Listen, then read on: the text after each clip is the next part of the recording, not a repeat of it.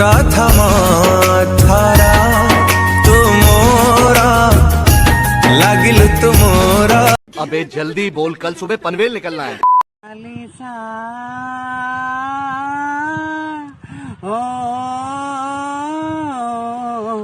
काई छाड़ी चाली गलो दिने